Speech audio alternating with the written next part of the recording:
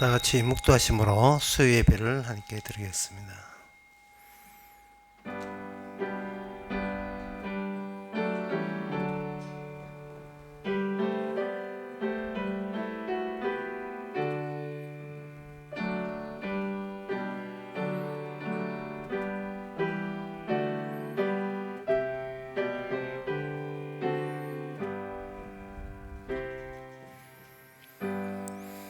저가 내 모든 죄악을 사하시며 내 모든 병을 고치시며 내 생명을 파멸에서 구속하시고 인자와 긍휼로 간을 씌우시며 좋은 것으로 내 소원을 만족케 하사 내 청춘을 독수리같이 새롭게 하시도다.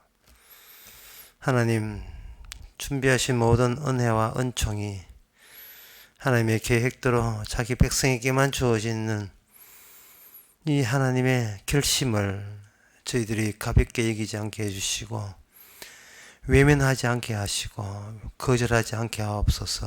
예수님 이름으로 기도합나이다. 아멘. 찬송가 353장 합시다.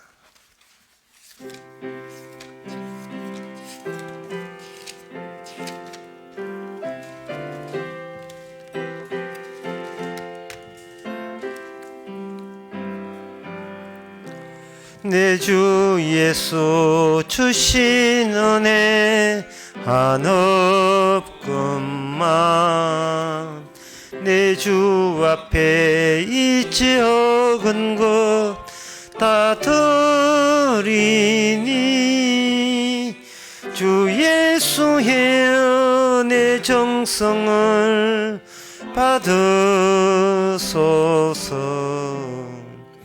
주 날 위해 보배로운 피 흘리사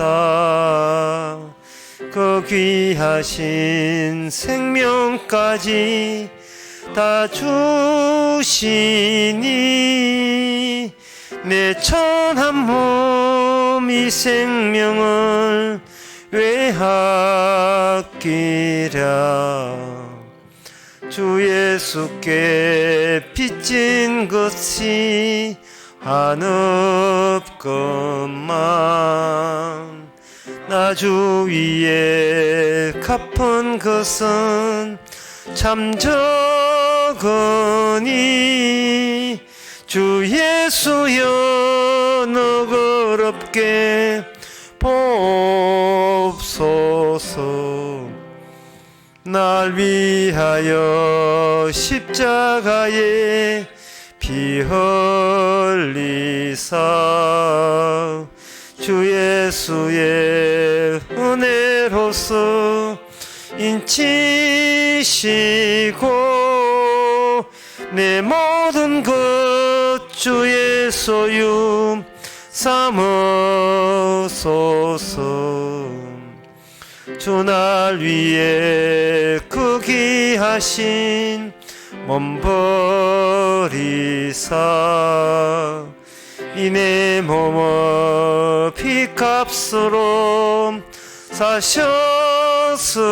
사셨으니 내 생명도 주 예수께 바칩니다. 이 시간 한마음으로 기도합시다. 기도 제목은 우리 가진 소유가 시험 하나님의 가로막는 바위 덩어리 같은 것입니다. 하나님의 가치를 내 소유가 포기하게 만듭니다. 누가복음 12장 20절에 보면 오늘 밤 네 영혼 들어가면 그 모든 것이 쌓아둔 모든 것이 누구시 되겠느냐 하셨습니다. 많은 소유가 있더라도 주님의 가치를 더 소유보다 더 크게 볼 수 있도록 그런 마음을 달라고 기도합시다.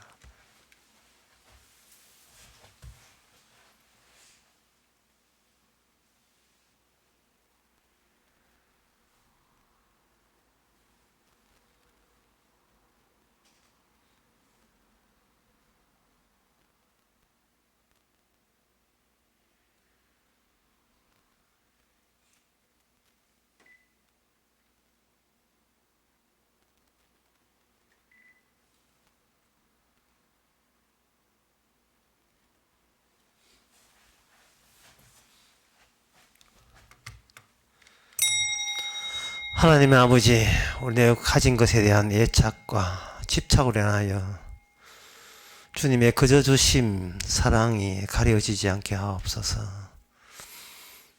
우리 자신이 주의 일에 회방이나 방해물이 되지 않게 늘 치워 주시옵소서. 예수 이름으로 기도합나이다. 아멘.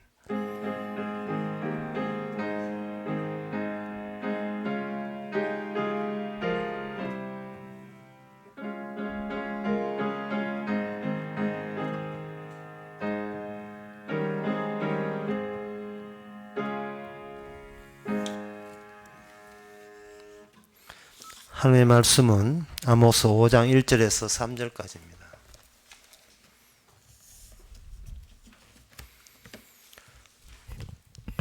이스라엘 족속아, 내가 너희에 대하여 애가를 지은 이 말을 들으라. 처녀 이스라엘이 엎드려졌으며 다시 일어나지 못하리로다. 자기 땅에 던지우며 일으킬 자 없으리로다. 주 여호와께서 가라사대 이스라엘 중에서 1000명이 나가던 성읍에는 100명만 남고 100명이 나가던 성읍에는 10명만 남으리라 하셨느니라. 아멘. 하나님이 이스라엘을 부를 때에 여기 2절에 보면 그냥 이스라엘 부르지 않고 처녀 이스라엘아 이렇게 되어 있습니다. 처녀는 예비 신부라 할 수 있습니다. 곧 결혼해야 될 대상이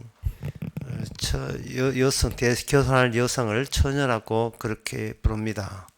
근데 5장 1절에 보면 그 처녀라 불러야 될 그 이스라엘에 대해서 하나님은 아모스 선지자를 통해서 예가란 슬픈 노래죠. 슬픈 노래를 지어 부르게 하십니다. 이스라엘이 하나님의 보시기에 하나님의 처녀가 되어야 될 텐데 이스라엘 자체가 그 자신의 하나님의 처녀됨을 빼고 그냥 다른 이방 민족과 다를 바 없는 그냥 이스라엘로 버티고 싶은 거예요. 처녀라 하는 것은 자기 옆에 남편 되시는 자리가 있어야 되는데 이 처녀는 남편의 자리 대신 스스로의 자강, 스스로 자기 자신의 힘을 돋우어서 막강하게 해서 이방 나라처럼 독자적으로 자기의 자체적인 힘으로 오직 자기만을 바라보면서 살려는 그런 시도를 한 겁니다. 그러면 혼자 살 것 같으면 이것은 처녀, 곧 누구의 남편을 맞이해야 될 그러한 역할과 기능이 이게 사라져 버리는 거예요. 하나님께서는 이스라엘을 구원할 때는 그냥 이스라엘이 아니고 하나님의 아내가 될, 신부가 될 사람으로서의 처녀 이스라엘을 기대했건만 이스라엘 자신이 다른 이방 민족과 더불어서 남편을 의지한다, 남편을 바라본다, 자기를 사랑하는 자를 바라보는 식으로 사는 것이 아니고 스스로 자기만 쳐다보면서 자기 잘남에 흡족하면서 오직 나만 잘되면 그만이라는 그런 마음가짐으로 이방 민족을 닮아가기 시작한 겁니다. 그렇게 되니까 하나님께서 슬픈 노래를 지었는데 사실은 이 슬픈 노래보다도 하나님께서 본디 이스라엘의 그 윗자리, 내 신부의 자리를 하나님 쪽에서는 여전히 포기하지 않았다라는 뜻으로 생각하시면 됩니다. 아예 그 자기 신부 같으면 슬픈 노래도 별로 없지요.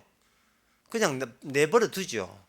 근데 슬픈 노래를 지어서 이스라엘 백성에게 선지자를 통해서 들리게 했다는 말은 너는 너의 처녀 된다는 그 본래의 사명을 버릴지라도 나는 너에 대한 준 사명을 나는 버리지 않았다. 물론 지금은 슬프지만 이 슬프다는 쪽으로 노래를 지어서 다가간다는 것은 원천적인 비록 관계에 대해서는 내 하나님 쪽에서 아직 유지하고 있겠다는 그런 뜻을 전하고 있습니다.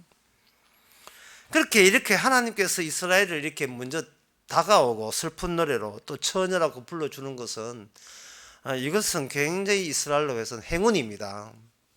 왜냐하면 많은 사람들이 천국 가려고 교회 나오는데 천국 가려고 교회 나오면 안 되고요. 하나님께로 가려고 해야 돼요. 이게 엄청 큰 차이입니다. 그 애들한테 만약에 정말 교회가 하나님께로 가기 위해서 교회 나온다면 질문이 이렇게 애들한테 어린 애들한테 이런 질문이 될 수 있지요. 네 오늘 이 시간에 놀이동산 갈래? 하나님한테 갈래? 이렇게 질문이 되거든요. 그런데 애들처럼 부모들이 그렇게 하는 것이 아니고 네 놀이동산 갈래? 교회 갈래? 이래 되어버린다고요. 그러면 교회 가게 되면 뭐냐 하면은 교회 가게 되면 천국 간다. 그게 천국이 하나님 나라가 아니고 자기를 위한 보다 더 시설이 잘 된 놀이동산이 되는 겁니다. 끝까지 자기를 위해서가 포기가 안 되는 거예요. 내가 교회 간다, 천국 간다 할 때도 여전히 내가 주가 되어 있습니다. 그런데 하나님께로 간다는 것은 뭐냐 하면은 나를 잃어버리는 길에 들어선다는 뜻이에요. 나를 잃어버리는 길. 이제 나에 대해서 더 이상 신경을 쓸 필요 없고 내가 나를 이제 그만 놔주자는 거. 평생도록 내 하나 먹이 살려서 그렇게 애 달았는데 이제는 이 몸을 하나님께 드리면 내가 구상하고 내가 예상했던 모든 것을 이제 스스로 포기하자. 나는 내가 잘난 나를 만나기보다는 나는 하나님 만나고 싶어. 이렇게 되는 자세가 처자의 자세, 처녀의 자세예요. 결혼하겠다는 처녀의 자세입니다. 뭐 요즘 아가씨는 그렇지 않지요. 유럽 여행 갈래? 장래 한번 선보러 갈래? 가면 일단은 여행 갔다 오고 선보래. 일단은 갔다 오고 선보겠다는.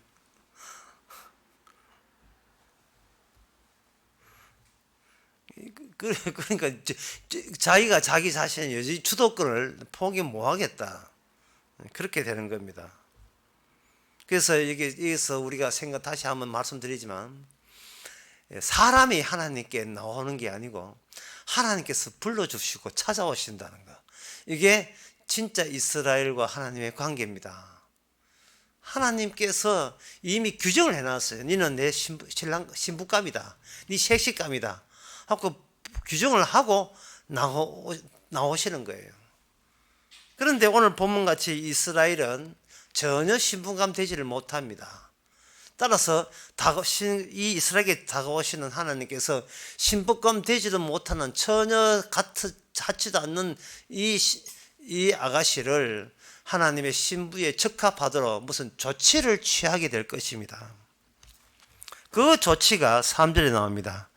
주 여호와께서 가라사대 이스라엘 중에서 1000명이 나가던 성읍에는 100명만 남고 100명이 나가던 성읍에는 10명만 남이라. 그동안 이스라엘이 이방 민족을 흉내를 내면서 자체적으로 군사력을 정강하면서 내 힘으로 내가 한번 이방 민족도 저거들 힘으로 저거 사듯이 나도 내 힘으로 내가 언제든지 살 수 있다고 자부했던 겁니다. 이것이 하나님의 약속, 너는 처녀이어야 하고 너는 내 신부여야 되는 그 약속을 그들은 위반한 줄도 몰랐죠. 그럼 남들 하니까 그거 따라가는 거예요. 이 세상의 이방 민족의 모든 그 권력의 구조와 그의 질서 체제는 그거는 요한계시록에 보면 악마가 자기가 하늘나라에서 봤던 그 질서를 그대로 모방해서 지상에다가 악마의 제국을 세우려고 하는 그 방식입니다. 악마가 알고 있던 그 하나님 계시는 그 구조를 지상에 대해 펼쳐서 악마 자신이 주가 되게 하겠다는 그런 시도에 자기에게 복속된 모든 인간에게, 자기가 총속하는 모든 인간에게 배치를 한 거죠. 그 중심에는 악마가 왕이 되는, 주가 되는 그러한 질서 체제를 가지고 배치를 했을 때, 이걸 다니엘서는 그걸 제국 또는 짐승, 바다에서 올라온 짐승이 지상에다가 하나님이 구상하는 하늘나라를 모방해 가지고 흉내내 가지고 밑에 이 세상을 전부 다 주권적으로 통치를 하는 겁니다. 그것을 하나님의 신이라, 그게 세상의 신이라, 그렇게 고린도후서 4장에서 그렇게 이야기하죠. 그런데 거기에 대한 하나님의 조치가 악마가 건설한 이 세상 질서이기 때문에 사정 봐주지 않고 아주 박살을 냅니다. 요한계시록 14장 19절 20절에 보면 천사가 낫을 땅에 휘둘려 땅에 포도를 거두고 하나님의 진노의 큰 포도주 틀에 던지며 성 밖에서 그 틀을 밟히니 틀에서 피가 나서 말 굴레까지 닿았고 1600 퍼졌더라. 1600이니까 40 곱하기 40 정방량, 전 세계에 그러한 그 영역을 1600 스타디온으로 갖고 표현하는 겁니다. 스타디온, 이것은 계산해 보면 약 한 340km. 그러니까 이 피가, 하나님의 진노의 피가 포도주 틀에서 포도 밟듯이 박살내서 밟아버리니까 이 진노의 강도가 얼마나 센지, 그 밟힌 데서 나오는 그 피가 온 사방에 구석구석까지 다 퍼진다. 340km까지 날아가는 거예요. 밟아버린다. 어느 구석도 유사천국에 대해서 하나님은 방치하는 법이 없습니다. 모든 걸 다 하나님의 진노로서 다 짓밟아 버리죠. 마치 애굽에 나타났던 하나님의 죽음의 천사가 그 애굽의 왕궁에는 아들뿐만 아니고 애굽의 전역에 대해서 하나 예외 없이 전부 다 맏아들 다 죽이는 것처럼 하나님이 이처럼 이렇게 허투루 하지 않아요. 빈틈이 없습니다. 피할 곳이 없습니다. 요한계시록의 핵심을 잡으라면 저는 이렇게 합니다. 요한계시록의 핵심이 하나님의 주신 심판에 빈 곳이 없었더라. 이게 요한계시록.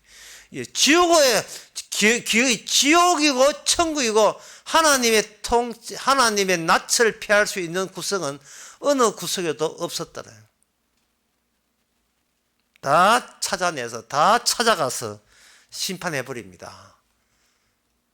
뭐 벙커 만들고 해도 소용없어요. 우리는 이 땅에서 주님의 낯을 피해서 피할 곳이 없습니다. 지금은 헤헤거리 까불면서 교회 안 나오지요. 마지막에 죽어 무덤에 가면 끝난 줄 알아요. 자살하면 끝난 줄 압니까? 무덤에 주의 음성 들을 때가 오나니, 그때 죽고 난 뒤에 주의 심판주 대신 주의 음성 들으면요, 예, 기가 막힐 거예요. 여기까지 따라왔나? 마치 뭉크의 그림에 나오는 절규처럼, 예? 나 홀로 집에 나오는 면도하다가 한 것처럼, 기가 막힐 겁니다. 뒤끝 있네. 이 끈질끈질 피할 곳이 없어요. 피할 곳이 없어요. 이 세상은 이미 끝장난 겁니다. 세상은 끝났어요.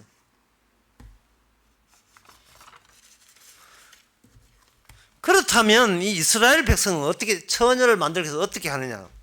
앞에 1000명이 나왔던 성읍에 100명만 남고 100명이 나왔던 성읍에 10명만 남다는 말은 그동안 자체적인 군사력으로 이방 민족과 더불어서 그런 식으로 국가 질서를 해보려는 이 사람들에게 하나님께서는 뭐냐면 그딴 게 필요 없다는 거예요. 그런 군사력 이런 거 힘의 정강, 예, 물리적인 힘 이런 게 필요 없다는 겁니다. 왜 이스라엘이 자꾸 이거 군사력을 정강하느냐 하면은 내가 사랑하는 내가 되고 싶어 하는 거예요. 내가 원하는 나를 내가 사랑하는 겁니다. 그러나 하나님께서는 네가 사랑하는 너 말고 하나님 내가 사랑하는 너가 따로 있다는 거예요. 내가 나를 사랑하기 때문에 나는 남들처럼 모방해서 그 이상적인 모델을 내가 사랑해 왔거든요. 주님께서는 그걸 다가오면서 야금야금 갉아먹는 거예요. 저는 이걸 빼빼로 게임이라고 하는데, 빼빼로 입에 보가 이쪽 아강아강 물고 들어오는 겁니다. 예. 또 그렇게 하든지, 주님께서 이스라엘과 사이에 사랑의 끈을 묶어놓고, 이스라엘은 멍청하게 가만히 있는데, 그 사랑의 끈을 주님 쪽에서 돌려버린 거예요.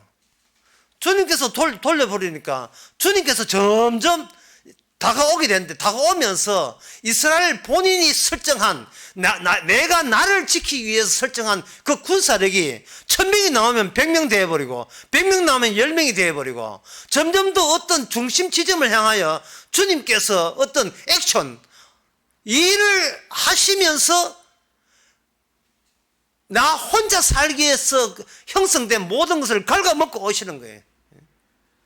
여러분들이 옛날 게임이 있잖아요. 고무줄이라는 끈을 해놔가지고 둘이 끈 먹어놓고 한쪽에서 빙빙 돌려보니까 어느 채 코앞에까지 당도했잖아요.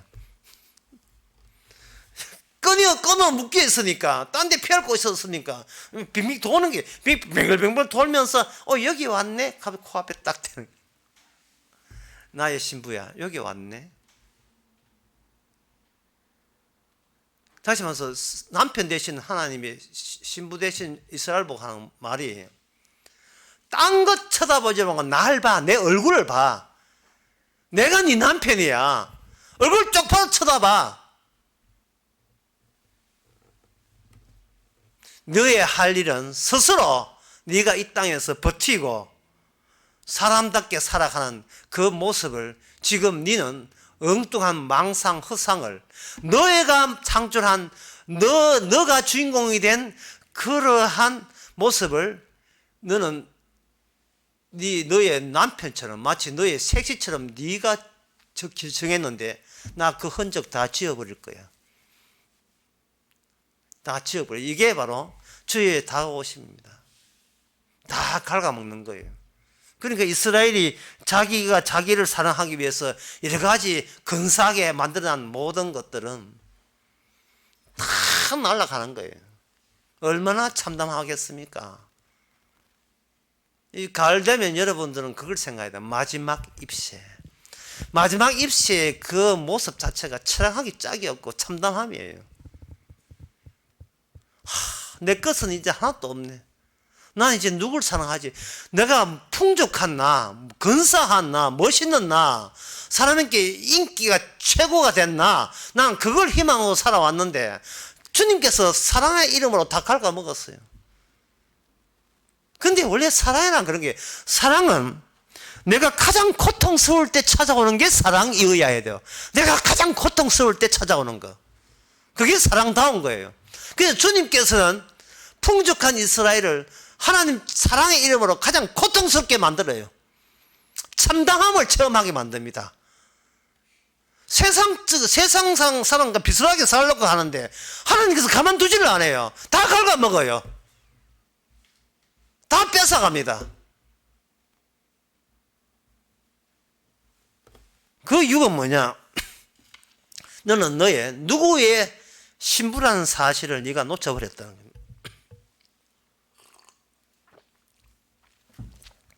이사야 62장 4절에 보면 이런 말씀이 있습니다. 다시는 너를 버리온 자라 칭하지 아니하며 다시는 너는 널 땅을 황무지라 칭하지 아니하고 오직 너를 헵시바라는 것은 네가 나를 기뻐한 게 아니라 내가 너를 기뻐한다는 거죠. 나의 기쁨이 그에게 있다는 뜻이고 네 땅을 뿔나라 하였으니 뿔라는 뜻은 내가 청혼한 여자 나와 결혼할 여자 뿔라라 하니 이는 여호와께서 너를 기뻐하심이라. 내 땅에 결혼한 바 될 것이라. 마치 청년이 처녀와 결혼한 같이 이렇게 되어 있어요. 내가 너를 취하겠다. 사랑으로 취하겠다. 이게 불쌍히 여김이고 이게 긍휼입니다. 이 원칙은, 구원의 원칙은 단 하나밖에 없어요. 불쌍히 여기주는 거예요.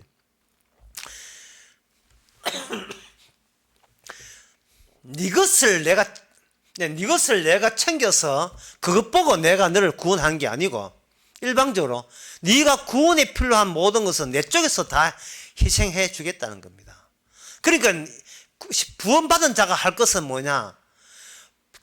사랑 오기 전에 자기가 그리워하고 자기가 예상했던 그 모든 것을 철거해야 되죠. 내가 사랑하는 나의 모습을 그걸 포기해야 되는 겁니다. 구약 성경의 전체가 내용이 바로 그 내용이에요.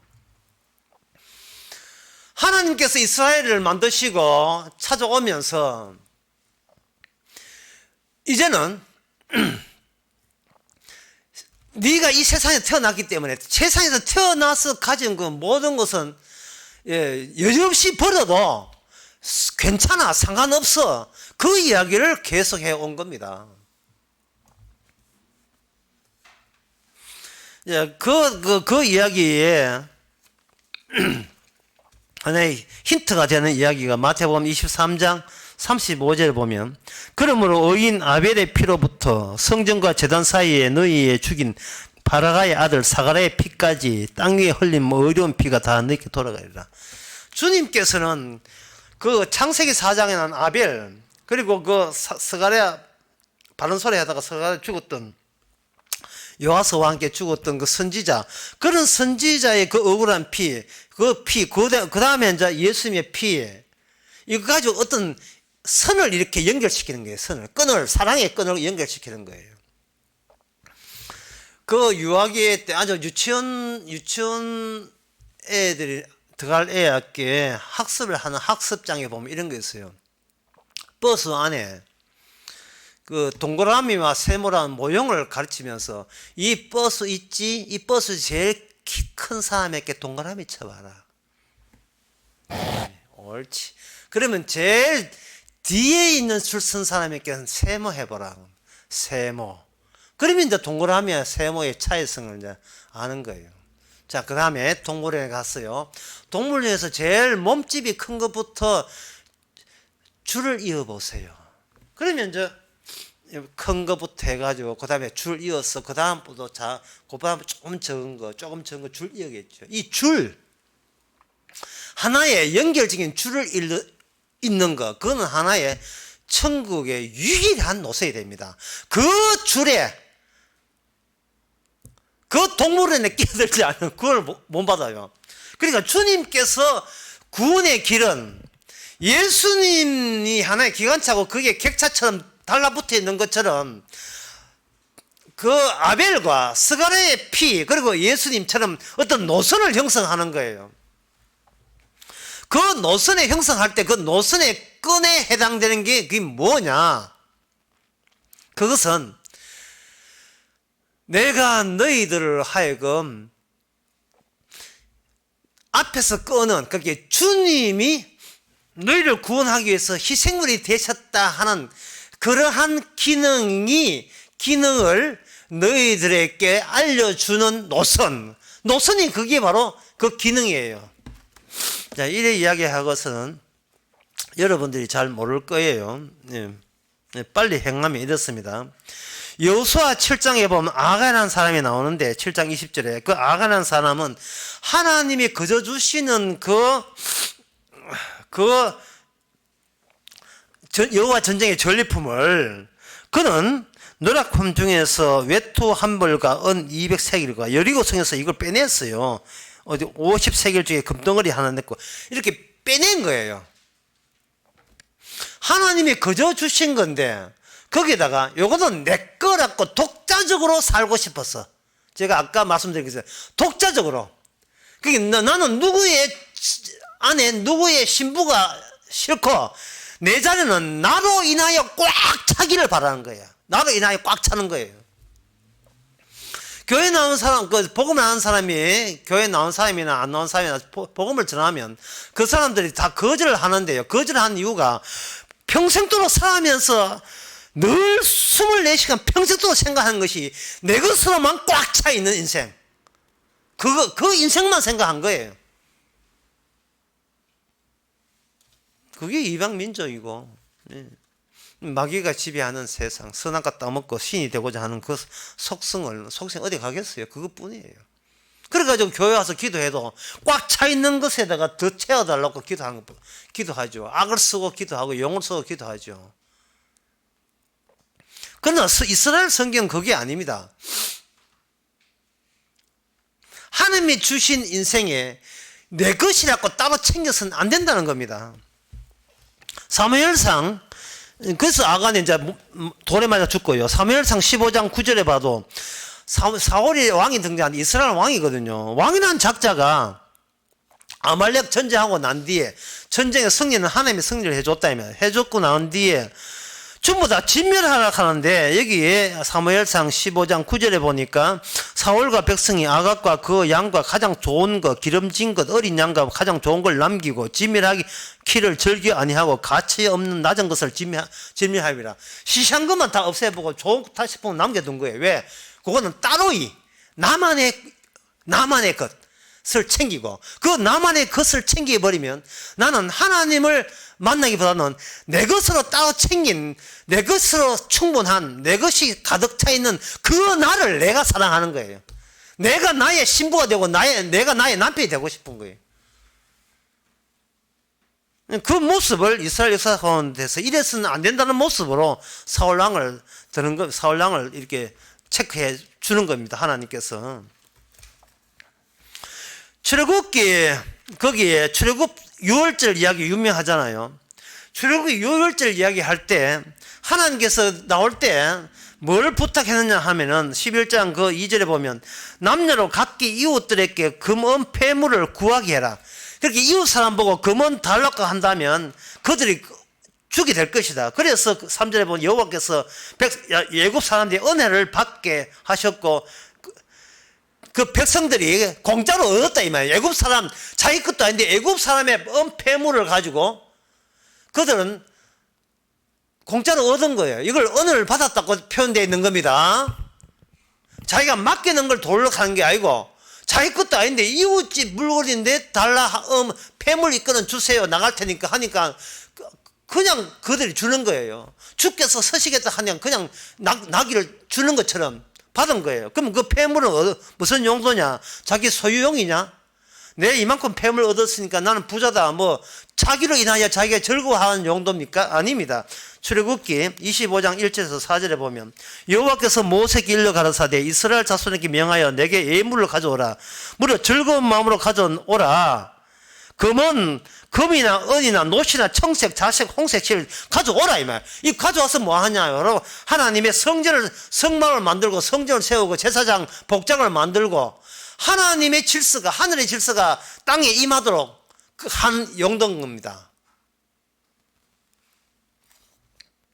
그러니까 이스라엘은 뭐냐 하면은 이스라엘이 구원의 노선 아까 아벨부터 예수님까지 구원의 노선 그 길, 유일한 길이에요. 다른 길은 없어요. 구원의 길을. 그 노선에 가입될 때에 그는 자기 자신이 앞에 계신 주님의 주님께서 희생제물 되셨다는 사실을 자기의 몸을 통해서 그 기능을 보여주는 거. 그 생각을 하는 거. 우리를 사랑하기 위해서 남편 되신 분이 돌아가셨구나. 그걸 늘 각인시키는 인생을 사는 것이 이스라엘의 이유입니다. 그 원칙은 여러분 잘 아시다시피 창세기 22장 6절에 보면 나옵니다. 아브라함이 이삭을 바칠 때에 원래 이삭 바칠 때 모리아산 올라갈 때 종 보고 나무 불쏘시개 하는 그 땔감을 갖고 갔지요. 갔는데 어느 정도 와서는 어떻게 하냐면 사한 보고 여기서 너는 수도하고 이런 멈추고 자 여기서 나하고 아들 이삭 둘만 가요. 6절에 보니까 아브라함이 이에 번제나무를 취하여 그 아들 이삭에게 지우고 자기는 불과 칼을 손에 들고 두 사람이 동행했다. 아들 이삭의 역할이 뭐냐 하면 자기가 죽게 되는데 필요한 불쏘시개를 본인이 짊어지고 가야 된다는 거예요. 거기 5절에 보면 아브라함이 사원에게 이르되 너는 여기서 기다리라. 이게 이스라엘의 본질의 원칙이에요. 다시 말해서 내가 이 땅에서 끌어모은 것은 독자적으로 내 행복하기 위해서 끌어모은 게 아니고 내가 원하는 내가 되기보다는 나의 희생하신 하나님을 만나기 위해서 그 길 쪽으로 가면서 주께서 이런 희생을 하셨습니다 하고 자기의 갖고 있는 걸 내놓는 불쏘시개를 자기가 짊어지고 결국 그 불쏘시개로 하여 자기가 죽게 만드는 그 재료를 본인의 등에다가 짊어지는 그것이 바로 성도에 가는 길이에요. 참 이런 이야기는요, 부흥회 할 때 제 3일째 멋집니다. 너희들 집은 잘 집에서 교회 예배당 꼬라지 이게 뭐냐 돈 내라 할 때 부흥설이 단골 속으로 써먹는 대목이에요. 이 대목이. 그럼 차이점이 뭐냐? 차이점 다시 말씀드릴게요. 네가 놀이동산 갈래? 교회 갈래? 이건 안 되거든요. 부흥회에서 돈 모아서 잘 지은 예배당 갈래? 놀이동산 갈래? 그건 안 되고 놀이동산 갈래? 하나님 만날래? 하나님 만나려면 예배당까지 날려버려야 돼. 내가 근사해 보이는 모든 것은 날려보내요. 주께서 그 노선에서 그렇게 합니다. 그 중에 하나의 예가 사사기의 6장에 보면 나옵니다. 사사기 6장에 보면 거기에 하나님께서 기드온이라는 쪼맨한 그 농장 주인한테 찾아옵니다. 찾아와가지고 이스라엘 구원하라 하니까 그 사사기 6장 15절에서 이렇게 이야기해요. 나의 집은 므낫세 중에서 15절에 보면 주여 내가 무엇으로 이스라엘을 구원하리까 보소서. 나의 집은 므낫세 중에 극히 약하고 나는 내 아비 집에서 제일 작은 자니이다.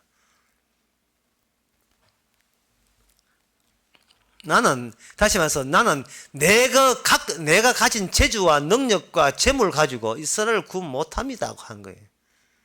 이런 이야기를 기드온에게 먼저 찾아왔을 때 기드온 입에서 톡 토해놓았다는 말은, 자, 인간이 할 수 있는 것은 1000명이 나오고 100명이 나오고 이렇게 인간이 앞장 세우고 이방 민족처럼 힘으로 밀어붙여서 우리 이스라엘을 지키고 내 것을 지킨다는 그런 사고방식과는 전혀 다른 방식으로 기드온을 하나님의 구원의 반열에다가 집어넣는 것을 기드온이 이제는 체험해야 돼요. 어떻게 하느냐 하면 내가 아무것도 작은 자서 아무것도 못한다고 했을 때에 주님께서 하게 하십니다. 하게 하시는데 군인을 모집하니까 22,000명을 왔어요. 22,000명. 그야말로 걸사해 보입니다. 오늘 아모스 본문에 하면 22,000명은 뭐가 되나 2,200명이 돼야 돼요. 10분의 1로 잘라줘야 되는데 하나님께서는 그 정도도 아니에요. 완전 300명으로 잘라봐요. 300명으로. 22,000명을 다 돌려보내고 300명만 남는 거예요. 이 300명이 뭐냐 하면 기드온이 제일 먼저 하나님 만날 때 고백했는 거. 하나님이여 저는 약하고 지극히 제일 작은 자니이다 하는 그 대목을 주님께서는 바로 그거야. 바로 그런 식으로 일하게 하시는 거예요. 기드온을 하여금 지극히 작고 약하게 만들어서 이번 일을 하시는 것은 기드온이 한 게 아니고 하나님 자신이 했다는 것을 보이기 위해서 하나님께서는 그 고백과 22,000명 오게 하고 처음부터 300명만 오고 수도 끊으면 되는데 처음부터 300명 끊는 게 아니고, 선착순 300명 끊는 게 아니고 2만 2천 명 모이게 해놓고 돌려보내는 식으로 300만을 남게 하는 거예요. 그러니까 2만 2천 명 왔을 때 얼마나 신났겠어요.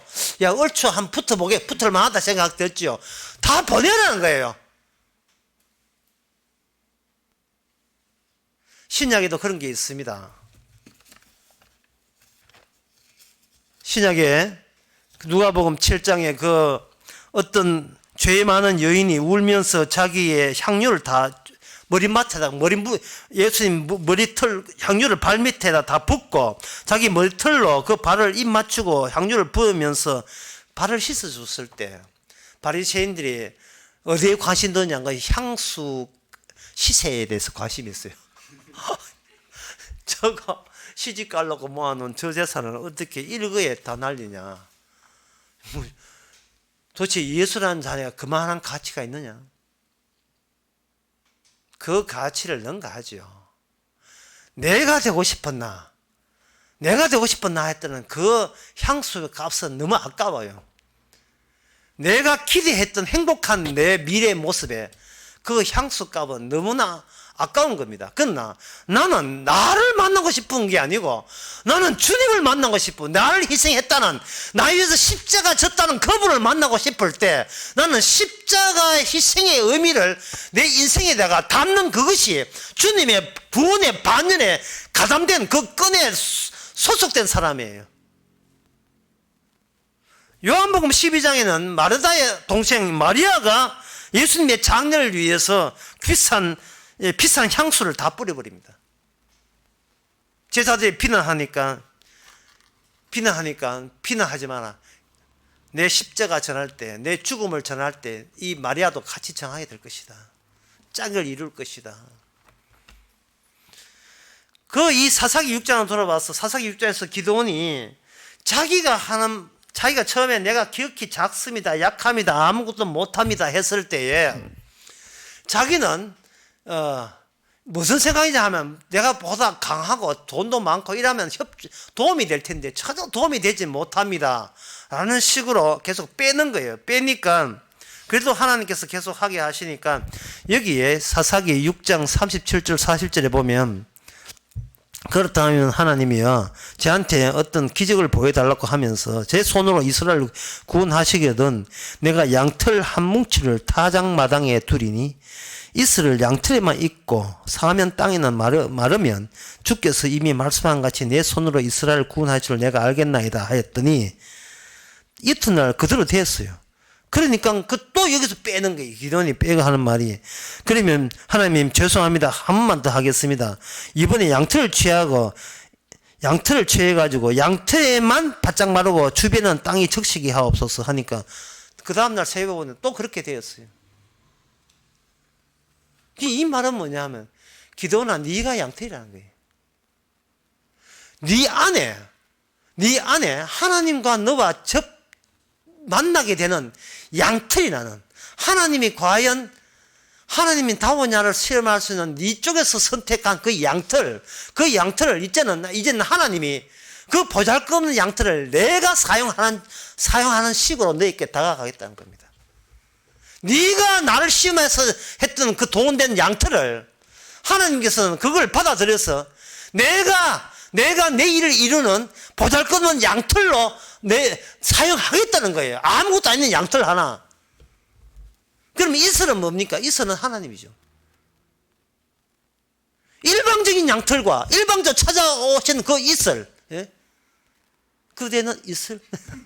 그 이슬, 하나님, 설마 이슬이 바짝 마를까? 설마 이슬이 여기만 축축할까? 하나님이 의도적으로 기도원에게 농락당함으로써 기도원아 니는 나와 운명을 같이 해야 돼. 니는 한 부부야. 이제는 네 마음대로 같이 빼지를 못해. 내가 희생한다면 너도 희생해야 돼. 왜? 같은 부부니까 이 땅에서. 그 모습을 보여주는 겁니다. 아무것도 아니지만 바로 하나님이 이 땅에 오실 때 아무것도 아닌 존재, 무시하기 짝이 없는 존재로서 희생하셨습니다. 하늘의 하나님이 인간에게 무시당하는 아무것도 아닌 존재로 오셨다 이 말입니다. 예수님께서 창세기 3장 25절에서 뱀과 이 세상을 지배하는 뱀과 대결할 때에 하나님께서 약속을 했어요. 메시아가 올 건데 메시아는 여자의 후손으로 온다. 이 여자의 후손이라는 말은 이 땅에 누구나 자신에서 시시한 아무 보잘것없는 약한 여자가 되고자 하는 사람은 아무도 없어요. 그러나 시간이 어떻게 되느냐 하면은 시간은 거꾸로 흘러가거든요. 여자의 후손이 먼저 이 땅에 오게 되면 그다음부터 여성이 발생하게 돼요. 아무것도 없는 여성, 남편의 보호를 받지 못한 여성, 잉태치 못한 여성이 거기서 생산이 된단 말이죠. 주님께서 오실 때 여자의 후손으로 오셔가지고 소위 강한 남성은 누가 지배했는가? 악마가 다 지배하고 있었거든요. 그것과 전쟁을 할 때는 지극히 약해 보이는 300명, 그 300만 가지고 10만 명이 넘는 미대한 군사를 이기게 됩니다.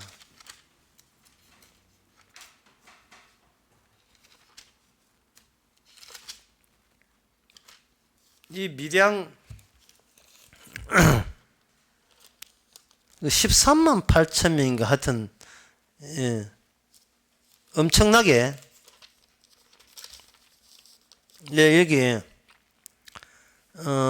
사사기 8장 10절에 보면 12만 죽었고 남은 자가 1만 5천이니까 13만 5천 명을 300명이 죽여버립니다. 13만 5천 명을 300명이 죽여버려요. 이럴 때 기도원이 이겼다 하지 말고 약한 자가 강한 자를 이겼다. 그게 100명이 1000명을 이기고 10명이 100명을 이겼다. 이런 원칙이에요. 그러면 이거는 약한 자가 강한 자를 이길 수 없거든요. 그럼 이렇게 설명해야 돼요. 약한 자를 찾으시고 약한 자와 함께 하신 하나님이 천하의 이 세상이 가장 강하다는 것을 이겨버렸다. 이 되는 거예요. 신약에 오게 되면 주님이 악마를 이겼다. 이렇게 되는 겁니다. 그런데 이 땅에 주님을 모르는 사람은 본인이 세상을 이기는 강자가 되려고 오늘 또 사대고 있고 열심히 내고 있는 거예요.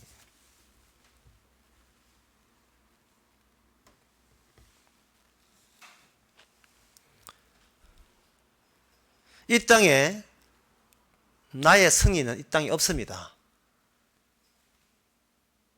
왜냐하면 우리는 나를 잃어버리는 길로 접어들었고 이스라엘 자체가 하나님의 제물이 되는 스스로 제물용으로 세워지기 위해서 이스라엘로 뽑힌 겁니다. 아까 말한 아벨, 스가랴, 그리고 마리아, 그리고 죄인 된 그 막달라 마리아, 그리고 스데반 집사 전부 다 이 구원받은 사람이잖아요. 사도 바울, 사도들. 내게 능력 준 사람, 내가 모든 것을 할 수 있다는 말은 내가 지극히 작은 자기 때문에 가능한 거예요. 지극히 작은 자. 바라기는 여러분들이 한 부동산 15만 평 있고 산달 수입이 한 2,500 정도 되는 지극히 작은 자 되기를 바랍니다. 아무리 재산이 있더라도 내가 그러한 부자가 나의 희망이 아니고 나의 필생의 소망이 아니기를 바랍니다. 내가 만나고 싶은 것은 이렇게 세상적인 수밖에 없는 나를 위해서 대신 희생하신 그분을 찾을 때 하나님께서는 우리로 하여금 많은 재산이 있더라도 지극히 작은 자로 만들어버린 거예요. 작은 자로 그렇게 보시는 거예요. 왜? 그게 신부여야 되니까. 신부는 남편으로 인하여 신부되는 거예요. 본인이 본인을 사랑하는 거 없어요. 그래서 아까 이삭이 북소식이 지듯이 마태복음 16장 24절에 보면 예수님께서 우리에게 당부한 게 있어요. 자기 십자가를 지고 나를 따르라.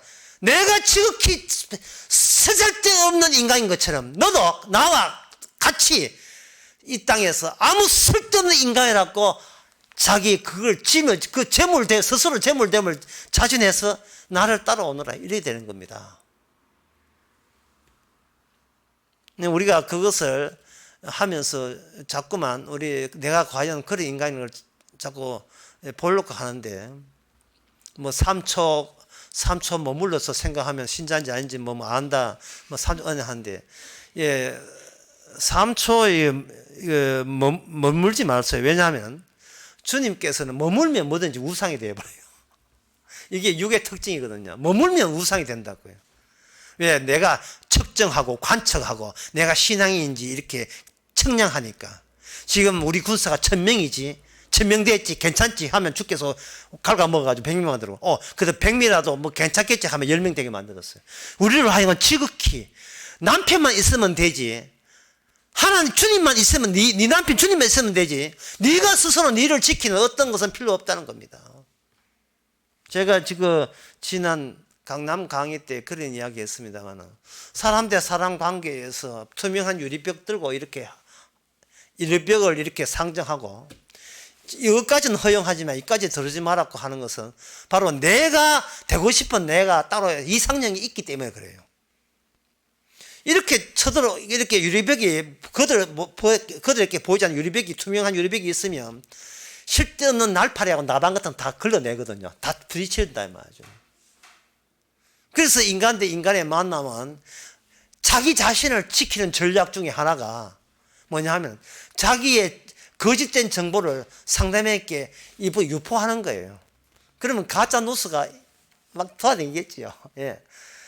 가짜 뉴스가 나에 대해서 잘못되게 인식하는, 나에 대해서 혼선을 일부러 야기시켜서 투명한 유리벽 안에서 나는 하나의 나만의 고요한 나의 정적이 흐르는 절대적 공간을 내가 만든 전략에 내가 으쌰 성공한 게 된 거예요. 그래서 이 세상 모든 인간은 입만 띄면 속이는 거예요. 가짜 정보를 흘려가지고 나를 잘못 이해하게 해 만들고, 그 잘못 이해한 그거에 대해서 나라고 하는 나라고 평가하는 그걸 보고 속으로 쾌재를 부르는 그러한 식으로 사람들이 살아가는 거예요. 심지어 부부도 마찬가지입니다. 평소에도 몰라요. 그러나 그게 바로 자기가 자기 것으로 자족하고 자기가 스스로 자기를 사랑하는 것밖에 안 되면 이거는 신부의 처녀의 자격도 안 되고 신부의 자격도 안 돼요. 신랑이 와서 그것 다 박살내는데 마지막 입시에 체랑하기 짝이 없는 참담함을 줄 때, 주여 이제는 저는 승리하지 않겠습니다. 주님이 가신 이 모습이 우리 남편 모습이라면 그것으로 우리는 하나가 됨을 감사하겠습니다. 사랑은 내가 가장 참담할 때, 가장 고통스러울 때 크게 느껴지는 거예요. 기도하겠습니다. 하나님 아버지, 우리의 이 해야 될 일, 우리 성도로서 이스라엘로서 위치가 주님의 감히 신부라는 이 사실을 알아사오니, 신부라고 이렇게 기쁨이 될 수 있는 것은 그 자체가 주님의 희생의 근거가 있음을 또다시 감사할 수 있는 저희들 되게 하옵소서. 예수님의 이름으로 기도합나이다. 아멘. 찬송가 378장 합시다.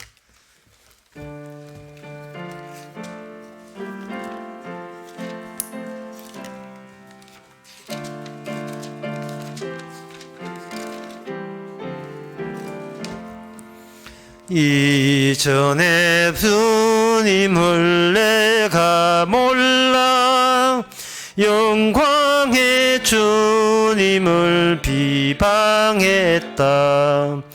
지극한 그 은혜 내게 넘쳐 날 불러주시니 고마워라. 나 받은 달란트 얼마른가, 나 힘써 그것을 남기어서 갑절로 주님께 바치오면 충성된 종이라 상 주시리. 천하고 무능한 나에게도 귀중한 직분을 맡기셨다. 그 은혜 고맙고 고마워라. 이 생명 바쳐서 충성하리. 내 하는 일들이 하도 적어 큰 열매 눈앞에 안 베어도 주님께 죽도록 충성하면 생명의 면류관 얻으리라. 기도합시다. 지금은 우리 주 예수 그리스도의 은혜와 하나님의 크신 사랑과 성령의 충만하심이 치밀하고 집요하고 일관된 주의 뜻이 하나님의 자기 신부 찾기인 것을 알게 된 모든 성도에게 축원하나이다.